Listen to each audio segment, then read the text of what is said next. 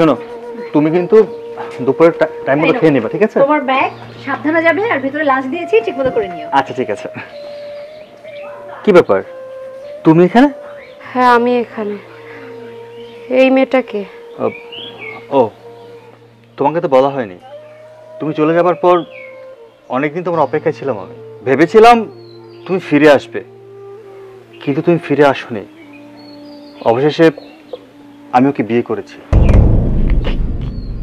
কি বলতেছো তুমি এইসব? তুমি এই মেয়েটাকে বিয়ে করছো?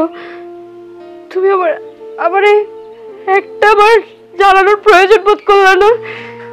দেখো, তুমি অতীতে যা কিছু করে গেছো আমি তোমাকে জানানোটা প্রয়োজন মনে করিনি, আর আমি চাইও না তুমি আমার লাইফে সেকেন্ড টাইম ফিরে আসো। ওয়েট সূর্য, তুমি তো বলেছিলে তোমার ডিভোর্স হয়ে গেছে। তোমার যদি ডিভোর্সই হয়ে যায় তাহলে এই মেয়ে আবার এই বাড়িতে কেন আসবে? হ্যাঁ শোনো সন্ন্যাসী, আসলে ওর সাথে আমার ডিভোর্স হয়নি, আমাদের মধ্যে একটা দূরত্ব তৈরি হয়েছিল। আমি ভেবেছিলাম আর কখনো ফিরে আসবে না, কিন্তু আজকে যে ও ফিরে আসবে এটা আমার ধারণার বাইরে ছিল। কি বললে তুমি? তার মানে তোমার সাথেও ডিভোর্স হয়নি এবং তুমি ওকে ডিভোর্স না দিয়ে আমাকে বিয়ে করেছো? তুমি আমাকে ধোঁকা দিয়েছো সূর্য। একটু বোঝার চেষ্টা করো, বিষয়টা ওরকম না তুমি যেরকমটা নিচ্ছ। কি বোঝার চেষ্টা করব? তুমি শুধু আমাকে না, আমার বাবা মাকেও ধোঁকা দিয়েছো। পুরো এলাকার সবাই জানে তোমার সাথে ওর ডিভোর্স হয়ে গেছে, তার কারণেই আমি তোমার সাথে বিয়ে করেছি। আমি যদি জানতাম যে তুমি ওকে ডিভোর্স দাওনি, কখনোই আমি তোমাকে বিয়ে করতাম না। শোনো, তুমি আমাকে ধোঁকা দিয়েছো, এর ফল তোমাকে পেতেই হবে। আমি তোমাকে জেল খাটিয়েই ছাড়বো। শোনো না, দিবে 1 বছর ওর সাথে আমার যোগাযোগ ছিল না। So what? হ্যাঁ, তোমার ওয়াইফ 3 মাস ধরে তোমার লাইফ থেকে চলে গিয়েছিল, তখন তুমি কেন ডিভোর্স দাওনি? একটা বছর সে আলাদা ছিল, তখন কেন তুমি ডিভোর্স দাওনি? আর তারপরও তোমার সাথে যে ও ডিভোর্স হয়নি সেটা তুমি কেন জানাওনি আমাকে? সেটা না জানিয়ে আমাকে কেন বিয়ে করেছো? তুমি শুধু আমাকে না, আমার পরিবারকেও ধোঁকা দিয়েছো। পুরো গ্রামবাসী জানে যে তোমার ডিভোর্স হয়েছে, অথচ তোমার ডিভোর্সই হয়নি। সূর্য, এর ফল তোমাকে হবেই। শোনো, অযথা রাগারাগি করো না। আর তোমাকে বলছি, তুমি হুট করে এবারে চলে আসছো, তোমার ইচ্ছাটাকে বলো তো? আমি তোমার সংসারে ফিরে আসছি, আমি তোমার সাথে সংসার করতে চাই। কি? সূর্য, এই মেয়ের মাথা মনে নষ্ট হয়ে গেছে। 1 বছর পর ফিরে এসে তোমার সাথে সংসার করতে চায়, আর যেহেতু তোমাদের ডিভোর্স হয়নি তাহলে তো তুমি ওকে নিয়ে সংসার করতেই পারো। কিন্তু একটা কথা মনে রেখো, আমি কোনো সতীনের সংসার করব না, আর আমি তোমাকে জেল খাটিয়ে ছাড়বো। বোন দাঁড়াও, তুমি এখান থেকে যাবে না। আমি আমার স্বামীর সংসার ছেড়ে দিয়ে বাবার বাড়িতে গিয়ে বুঝতে পেরেছি মেয়েদের জন্য শেষ ঠিকানা হচ্ছে তার স্বামীর সংসার। তুমি যদি এখন এই বাড়ি ছেড়ে তোমার বাবার বাড়িতে যাও, একটা কথা মাথায় রাখবে, তারা তোমাকে ঘাড়ের বোঝা ছাড়া অন্য কিছুই মনে করবে না। আমি আমার বাবা মায়ের প্রলোভনে পড়ে আমার স্বামীকে আমি অনেক কথা শুনিয়েছি।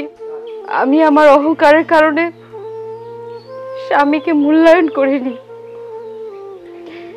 কিন্তু এখন আমি হাড়ে হাড়ে টের পাচ্ছি একটা মেয়ের বিয়ে হয়ে গেলে একমাত্র স্বামী ছাড়া দুনিয়ার কেউ আপন হয় না। আজ তুমি যদি এখান থেকে চলে যাও, তুমিও ঠিক আমার মতোই বুঝতে পারবে যে স্বামীর সংসার ছেড়ে তুমি কত বড় একটা ভুল করেছো। তাই বলি আমি চাই না আমার মতো তুমিও কষ্ট পাও। রাইট, এই তো তুমি ঠিক কথা বলেছো। একটা মেয়ের বিয়ের পর তার স্বামীর সংসারই হচ্ছে আসল ঠিকানা, আর সেই আসল ঠিকানা থেকে তুমি চলে গিয়েছিলে, আমি না। আর আমাকে যদি এই বাড়ি থেকে বের হতেই হয় তাহলে আমি তোমাদেরও সংসার করতে দিব না। দেখবো তোমরা দুজন কিভাবে সংসার করো।